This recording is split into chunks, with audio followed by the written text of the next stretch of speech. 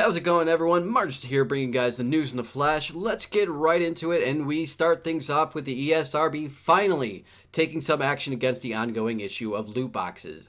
Now, if you've been following this channel for a while now, you know that I've been trying to make a point to keep on top of this subject, but I'll still do a quick recap for you guys. EA's Star Wars Battlefront 2 introduces its loot box system, which turned out to be more of this slot machine-esque pay-to-win mechanic that granted players a number of randomized digital cards that gave their characters multiplayer buffs. Now, they did this before the game launched, and in a community that was already growing in frustration over the gaming's loot box system and the shady practices that developers have been pushing with them, it turned into an international backlash, which caused a number of investigations by countries into whether this considered to be a form of digital gambling.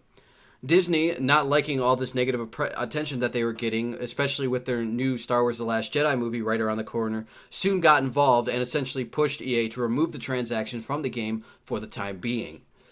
Take that along with a number of other controversies that have been surrounding the loot box system in the gaming community, like the CSGO Lotto system that Valve just straight out ignored until legal action was threatened, Activision filing patents for a system that basically spelled out how they manipulate players into buying loot boxes, Blizzard creating a completely different setup to how their loot boxes work for Overwatch in China so they could skirt around the laws that required them to publish the drop ratios and percentages, and take this with the other growing shady practices that developers have been using to push their loot boxes and other microtransactions, and one can see why the players pretty much lost their shit and flipped out on Battlefront 2's system. Soon after that, though, we saw U.S. senators like Maggie Hassan get involved in the discussion, even sending a letter to the ESRB president, Patricia Vance, asking them to take the steps needed in order to keep pace with the ever-evolving trends seen in video game development, and to review their rating practices, particularly focusing on the ethics of loot boxes. They asked that the ESRB collect and publish data on the use of loot boxes and to develop a system that would be considered a best practices for developers. And as of today, as I said before, we finally got an update from the ESRB, who is finally deciding to take action against the loot box issue. Kind of, but not really. Yeah, hold off on the celebrations real quick.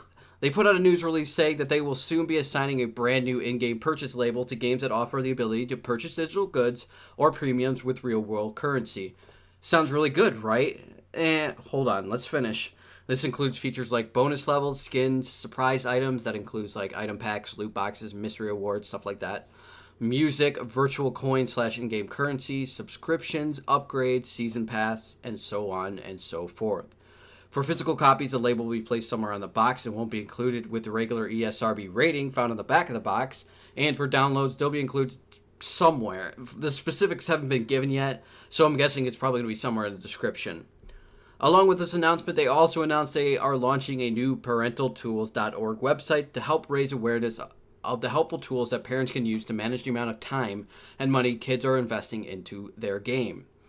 Now, taking a step back and looking at this is a good step forward for the ESRB, but it is, to be blunt, a minimal and almost useless effort in order to try and curb the incentives of game developers like EA, Bungie, or Activision from utilizing shady practices to push their loot box and microtransactions. Because what the ESRB is describing here isn't just loot boxes, it's almost every form of paid DLC.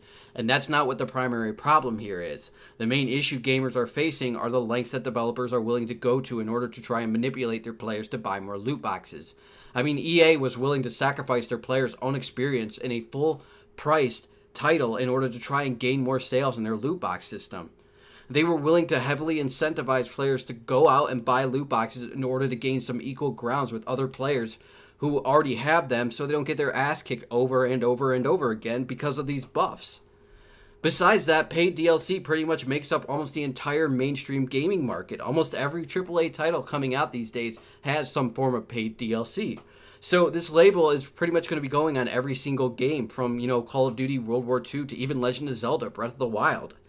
And let's be honest here, if a parent starts seeing every game on the shelf with this in-game purchase label, how is it going to help parents figure out what games they want their kids to be playing or not? If every game has them, what is the purpose for parents to pay attention to them and not just see them as a normal trend in gaming that shouldn't be considered?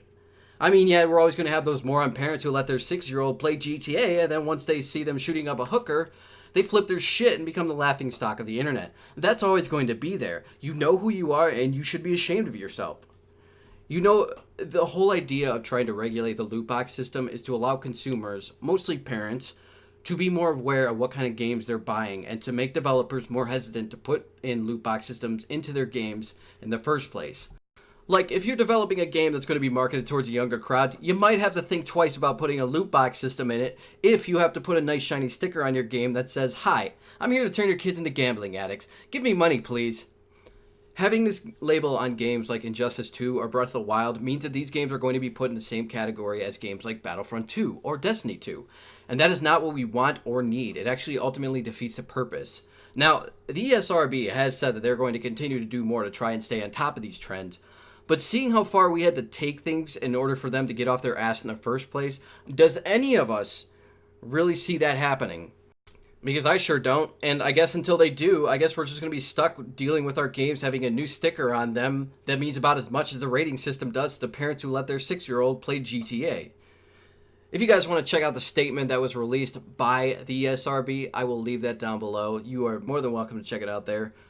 Moving on, though, Square Enix has announced that they have released a new demo for PC players for the release of Final Fantasy 15 Windows Edition, which you guys can actually check out now.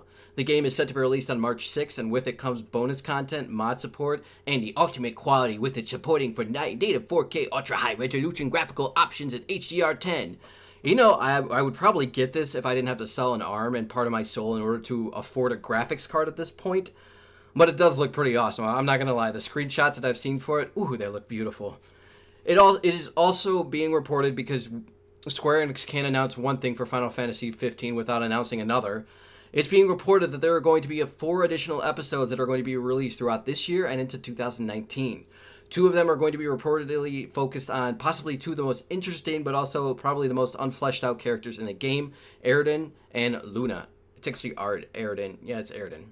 I can't remember. I haven't played the game in a while. Mind you, this is just a report, so do take it with a grain of salt until an official confirmation is eventually announced.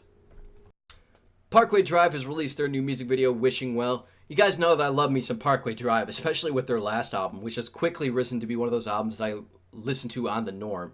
And Wishing Well definitely follows a lot of the groundwork that was laid out in that album, so I am definitely all for it. Check it out below if you guys are interested.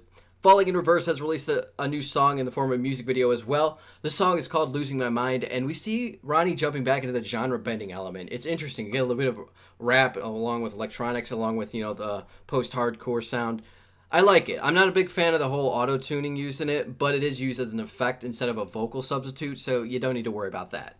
And finally, we got a band playing an acoustic rendition of Ed Sheeran's Perfect, and that band is Asking Alexandria. Yeah, they actually did a cover of the song, and it's actually pretty good. I liked it. Check it out below if you guys are interested. Thank you all for joining me for this episode. Feel free to leave a like if you enjoyed it, dislike if you didn't, subscribe if you want more, share because it really helps, and I'm going to bed now because I'm really tired. I will see you all in the next one. Mars out.